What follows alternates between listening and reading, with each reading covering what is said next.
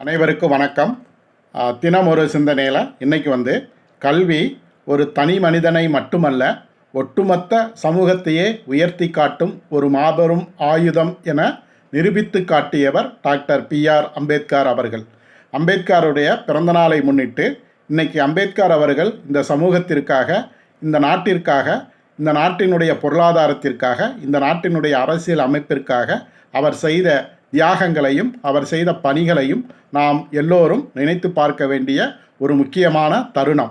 அது மட்டுமல்ல, ஒரு தனி மனிதனாக கல்வியின் மூலம் தன்னை மட்டுமில்லாமல் ஒரு நாட்டினுடைய பொருளாதார, சமூக, அரசியல் சூழலையே மாற்றி காட்ட முடியும் என நிரூபித்து அதன் வழியே அந்த மிகப்பெரிய தியாகத்தை செய்தவர்தான் புரட்சியாளர் டாக்டர் அம்பேத்கர் அவர்கள்.